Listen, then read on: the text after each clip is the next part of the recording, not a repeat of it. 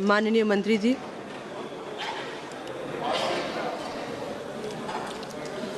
माननीय सभापति महोदय जी, आज सदन में उभयलिंगी व्यक्ति अधिकारों का संरक्षण संशोधन विधेयक 2026 पर अनेक माननीय सदस्यों के द्वारा जो महत्वपूर्ण बिंदु यहां पर उठाए गए, कई महत्वपूर्ण बातें कही गई। मैं सबसे पहले उन सभी माननीय सदस्यों का, एस ज्योतिमणि जी, आनंद भदौरिया जी, डॉक्टर टी सुमति, जून मालिया, डॉक्टर बायरेड्डी शबरी, सुप्रिया सुले, प्रताप चंद सारंगी जी, अरविंद सामंत जी, आलोक कुमार सुमन, नरेश महास्के, गोपाल पड़वी, अभय कुमार सिन्हा, श्याम कुमार बर्वे जी, बलवंत बानखेड़े और कुमारी सुधा, इन सभी माननीय सदस्यों ने हमारे देश के जो लाभ वंचित समुदाय के जो लोग हैं उनके बारे में जो उन्होंने अपनी चिंताएं व्यक्त की। मैं देश के प्रधानमंत्री आदरणीय नरेंद्र मोदी जी के नेतृत्व में जिस तरह से सबका साथ, सबका विकास, सबका विश्वास और विकास में सबका प्रयास, ये हमारी यात्रा का मार्गदर्शक प्रकाश है, हमारे देश का सपना और आशा है। हमारे प्रधानमंत्री आदरणीय नरेंद्र मोदी जी के नेतृत्व में हमारी सरकार का गंभीर संकल्प भी है। पिछले 11 वर्षों में उनके योग्य मार्गदर्शन में एनडीए की सरकार ने इस क्षेत्र में बिना थके काम किया है और एक सशक्त, अधिक खुशहाल और विकसित भारत बनाने के लिए पूरी तरह से अपने आप को समर्पित किया है। हमारा संकल्प एक आधुनिक, करुणामय और समावेशी समाज बनाने का है, जहां शिक्षा, स्वास्थ्य सेवा और न्यूट्रिशन एक अधिकार हो। एक ऐसा देश जहां हर युवा, बच्चा, वृद्ध, महिलाएं, पुरुष, गरीब और जरूरतमंद अपने गुणों को समान रूप से पहचान सकें और सम्मान और गरिमा के साथ में जी सकें। हमारी सरकार लाभ वंचितों के उत्थान के लिए लगातार दृढ़ रही है। अधिक समावेशी और समतापूर्ण भारत का निर्माण किया जा सके। हमारा मिशन काल्पनिक नहीं है, बल्कि हमारे लोगों की वास्तविकताओं से जुड़ा है। समाज की कठिनाइयों को समझना, उनकी आशाओं और चिंताओं को समझना और उनका समाधान करना, ये हमारा फर्ज है। लगभग 7 वर्ष पहले 2019 में ट्रांसजेंडर व्यक्तियों की सुरक्षा और उनकी भलाई के लिए एक बिल इसी सदन में लाया गया था।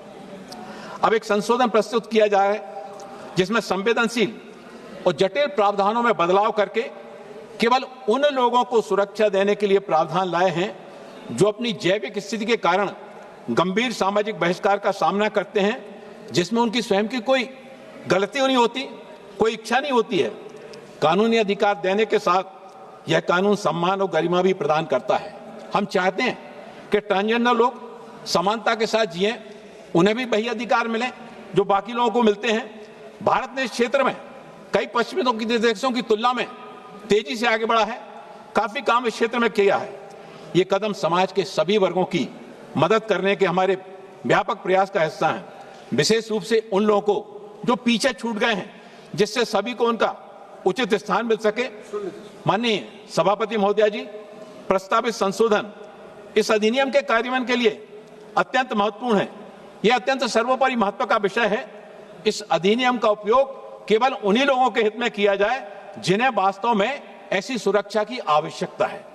माननीय सदस्यों के द्वारा जो बात कही जा रही थी, उनके द्वारा भी यही प्रतिध्वनि निकल के आ रही थी कि वो भी ट्रांसजेंडर समुदाय के उनके हित में, उनके वेलफेयर में अपनी बात कहना चाहते थे। और ये जो है ना, ये सामूहिक रूप से लगभग, चाहे पक्ष की ओर से हो चाहे विपक्ष से, ये प्रतिध्वनि सबकी सामूहिक रूप से निकल के आ रही थी। उचित कानूनी मान्यता के अभाव के कारण ट्रांसजेंडर व्यक्तियों को हमेशा से सामाजिक समस्याओं और गंभीर सामाजिक बहिष्कार का सामना करना पड़ता है। हमारा प्रयास और दृष्टिकोण हमेशा से यही रहा है कि ट्रांसजेंडर व्यक्तियों को कानूनी मान्यता प्रदान की जाए और उनकी सुरक्षा के लिए एक व्यवस्था स्थापित की जाए। उसी दृष्टि से यह महत्वपूर्ण संशोधन लाया गया है, जहां कुछ लोग इस बात से सहमत हो सकते हैं कि मौजूदा अधिनियम पर्याप्त है, वहीं कुछ लोग ट्रांसजेंडरों के प्रति सरकार के उद्देश्यों की आलोचना भी कर सकते हैं, प्रश्न चिन्ह भी खड़ा कर सकते हैं, और ये स्वाभाविक है, लोकतंत्र में ये स्वाभाविक है ये कि विपक्ष ने अपनी बात जो है ना, विपक्ष ने अपनी बात रखना चाहिए। और जैसा कि हमारे संसदीय कार्य मंत्री किरण रिजिजू ने जब इस बिल पर चर्चा आरंभ हुई तो उन्होंने इस बात को कहा था कि आप अपनी बात रखिए, आप अपनी बात रखने के बाद आप हमसे, पप्पू जी आपसे भी हम बात कर लेंगे, आपकी बातों को भी सुन लेंगे। यह विधेयक ऐसी ही असुरक्षाओं का समाधान करने और दर्शाने के लिए है कि सरकार उन लोगों की रक्षा करने के लिए उद्देश्य रखती है जो पूरी तरह से प्रतिबद्ध हैं, जो जैविक स्थिति के कारण गंभीर सामाजिक समस्याओं का बहिष्कार का सामना करते हैं और जिसमें उनकी कोई गलती या इच्छा नहीं होती है। माननीय सभापति महोदय जी, हमारा संविधान एक जीवंत आलेख है, यह जीवंत आस्था और जीवंत दर्शन का मूर्त रूप है, यह जनता की इच्छाओं का प्रतिबिंब है, यह देश का कानून है। हमारा संविधान मात्र एक कानूनी आलेख नहीं, यह लोगों की आशाओं और आकांक्षाओं का प्रतिनिधित्व करता है। इसी भावना के साथ में एक दशक पूर्व सर्वोच्च न्यायालय ने यह आदेश दिया था कि ट्रांसजेंडर व्यक्तियों की लैंगिक पहचान को मान्यता न देना संविधान के अनुच्छेद 14 और 21 का उल्लंघन है। आज हमें एक स्वतंत्र राष्ट्र के रूप में यह सुनिश्चित करना होगा कि भारत के किसी भी नागरिक को उसकी पहचान विरासत या जन्म के आधार पर फिर कभी कलंकित ना किया जाए और ना ही उसके साथ में किसी तरह का भेदभाव हो। हमारा संविधान सभी को समानता, स्वतंत्रता और गरिमा की गारंटी देता है। अनादिकाल से भारत में ट्रांसजेंडरों के लिए एक अद्वितीय सामाजिक सांस्कृतिक पहचान रही है। यह अधिनियम ट्रांसजेंडर व्यक्तियों के इसी विशिष्ट वर्ग को कानूनी मान्यता देने के लिए है। ट्रांसजेंडर गंभीर सामाजिक समस्याओं का सामना करते हैं, इसलिए उनके सुरक्षा के लिए एक व्यवस्था स्थापित की गई है। संविधान यह सुनिश्चित करता है कि कानून का उपयोग केवल उन्हीं के लिए हो या उन्हीं के हित में काम करे जिन्हें वास्तव में ऐसी सुरक्षा की आवश्यकता है। माननीय सभापति महोदय जी, वर्तमान विधेयक इस बात का पुख्ता आश्वासन है। मैं सदन को आश्वस्त करना चाहता हूं कि ट्रांसजेंडरों को कानूनी मान्यता मिलती रहेगी और उनके अधिकार पूरी तरह से सुरक्षित रहेंगे। यह अधिनियम हमारी सामूहिक अंतरात्मा की अभिव्यक्ति है। यह ट्रांसजेंडरों को सक्षम बनाने वाला है, सशक्त बनाने वाला है और समुदाय को उसको गौरव लौटाने का प्रयास है जिसे लंबे समय से हाशिए पर रखा गया था। सदियों से ट्रांसजेंडर लोगों को बहिष्कार, भेदभाव और हिंसा का सामना करना पड़ा है। सामाजिक बहिष्कार केवल अधिकारों से वंचित नहीं करता बल्कि ये गहरा आघात होता है उनके लिए। यह व्यक्तियों से उनका आत्मविश्वास, उनके अवसर और समाज में उनका उचित स्थान छीन लेता है। कोई भी कानून या कल्याणकारी योजना तब तक सफल नहीं हो सकती है जब तक कि इस आघात का समाधान न किया जाए। इसका असली समाधान माननीय सभापति महोदय जी सामाजिक समावेश में निहित है। जब ट्रांसजेंडर लोगों को स्कूलों में, कार्यस्थलों में, सार्वजनिक कार्यक्रमों में जीवन में उनका स्वागत किया जाता है तो वे न केवल अपराध और शोषण से सुरक्षित रहते हैं बल्कि उन्हें राष्ट्र की प्रगति में भी योगदान देने का अवसर मिलता है। समावेशन जीवन को बदल देता है। यह भय की जगह आशा, कलंक की जगह गरिमा और अकेलेपन की जगह अपनेपन की भावना को लाता है। मैं इस संबंध में एक विशेष घटना को उल्लेख करना चाहता हूं। 26 जनवरी 2026, माननीय सभापति महोदय जी, 26 जनवरी 2026 का वो दिन मुझे आज भी याद आ रहा है जब देश के पंतप्रधान आदरणीय नरेंद्र मोदी जी की संवेदनशीलता के अनुरूप कि सब समाज को लिए साथ में आगे है बढ़ते जाना। समाज की सबसे अंतिम पंक्ति के छोर को भी जब गणतंत्र दिवस का राष्ट्रीय आयोजन का जब कार्यक्रम किया जाता है तो देश के 15 राज्यों से लगभग 60 ट्रांसजेंडरों को सम्मान के साथ में उस कार्यक्रम में बुलाया जाता है। मेरे घर में प्रातःकाल उनको बुला करके उनके वहां पर जाने के प्रवेश पत्र बनवा के उनको स्वल्पाहार करा के जब उनको सम्मान के साथ में जब उनको ले जाया जा रहा था, उनकी आंखों से आंसू आ रहे थे, उनकी पलकें भीगी हुई थी कि आजादी के बाद किसी प्रधानमंत्री के द्वारा पहली बार इस तरह से समाज के सबसे अंतिम छोर के व्यक्तियों को उनको बुला करके गणतंत्र दिवस के आयोजन में उपस्थित होने का उनको अवसर मिला। ऐसे ही अवसरों को बढ़ाने की आवश्यकता है और केवल ये कदम केवल भदौरिया जी, ये कदम केवल यही नहीं रुके। आप NISG की बिल्डिंग में द्वारका में कभी आइए। मैं अपने समिति के समय माननीय चेयरमैन से भी कहना चाहता हूं कि आप NISG में द्वारका में आइए। समाज कल्याण विभाग की जो सामाजिक न्याय अधिकारिता मंत्रालय का जो भवन है, उस भवन में जो कैंटीन चल रही है वो ट्रांस कैंटीन चल रही है, वो ट्रांसजेंडर के द्वारा चलाई जा रही है। मैं अपने सभी चेयरमैन से कहना चाहता हूं, आप लोग एक बैठक का आयोजन वहां पर तो कीजिए, अपनी कमेटियों का आयोजन वहां पर कीजिए और देखिए वहां पर ट्रांसजेंडर्स के द्वारा कितने स्वादिष्ट सामान खाद्य पदार्थ वहां पर बनाए जा रहे हैं। जब आप वहां पर जाएंगे, उनके साथ बैठेंगे, आपको भी लगेगा कि हम जो ट्रांसजेंडर की बात केवल एक दिन सदन में आज यहां पर चर्चा हो रही है, केवल एक दिन के माध्यम से नहीं, ये लगातार इस प्रयासों को करने की आवश्यकता है। दूर नहीं, doctor Bhimrao Ambedkar international centre आप आइए। Doctor Bhimrao Ambedkar international centre में वहां पर जो सोविनियर शॉप चल रही है सभापति महोदय जी, उस सोविनियर शॉप को चलाने वाला भी हमारा एक ट्रांस समुदाय का व्यक्ति वहां पर है। ऐसे ही प्रयासों से, ऐसे ही असली समाधान सामाजिक समावेश की दिशा में जब कदम आगे बढ़ाए जाते हैं, तो देश के पंतप्रधान आदरणीय नरेंद्र मोदी जी जो बात कहते हैं, एनडीए की सरकार जो इस दिशा में लगातार अपने कदमों को दृढ़ता के साथ में आगे बढ़ा रही है, ट्रांसजेंडर समुदाय के लिए हम केवल कहते नहीं हैं बल्कि करके भी बताते हैं।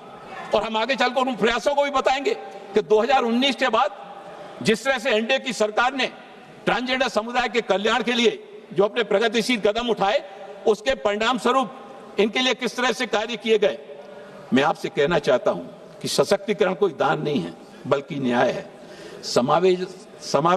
सामाजिक समावेशन कोई वैकल्पिक विषय नहीं बल्कि एक अनिवार्य आवश्यकता है। ट्रांसजेंडरों की रक्षा करना केवल उन्हीं से जुड़ा हुआ विषय नहीं है बल्कि यह गणतंत्र की नैतिक शक्ति का भी प्रतीक है।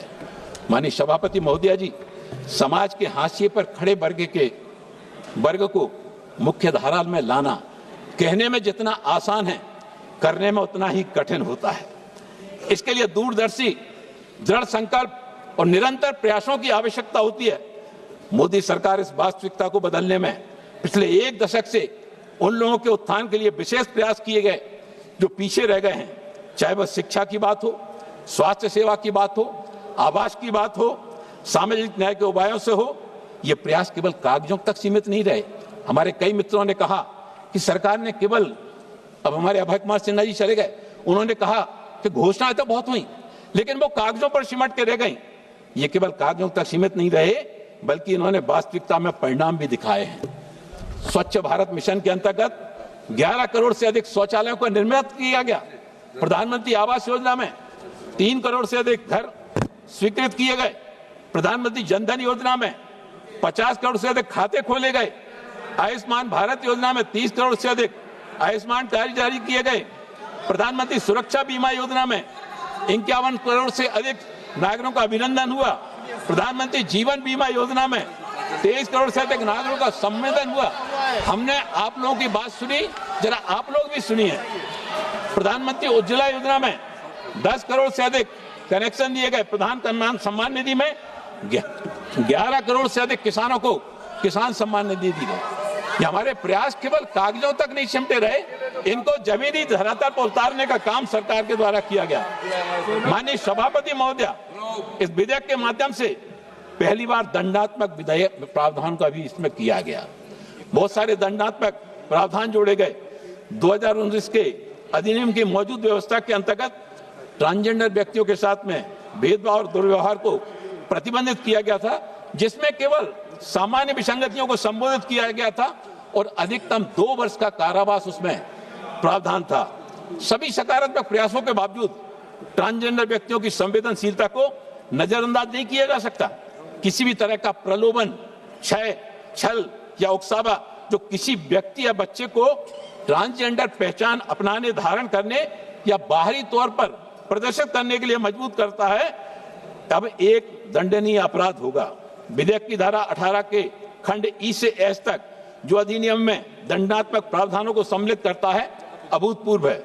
बच्चे हमारे राष्ट्र के भविष्य की नींव है। यही वो सपने, आशाएं और संभावनाएं हैं जो आने वाले कल के समाज को आकार देंगे।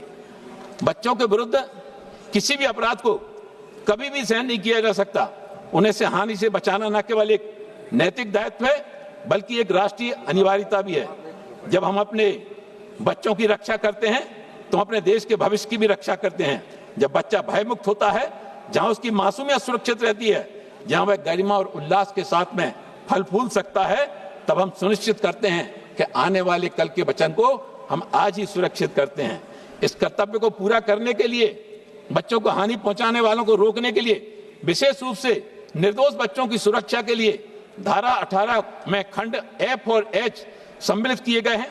किसी भी बच्चे का अपहरण करके उसे उभयलिंगी पहचान ग्रहण करने, अंगीकार करने या बाह्य रूप से प्रस्तुत करने के लिए, चाहे बलपूर्वक, लुभाकर, प्रवंचना या असम्यक प्रभाव से बाध्य करने के आशय से उस बच्चे को भिक्षा मांगने, याचना करने, अधिसेविता करने या बलात् या बंधु आश्रम के किसी अन्य रूप से निर्देशित करने, उपयोग करने या लगवाने को अब एक दंडनीय अपराध बना दिया गया है।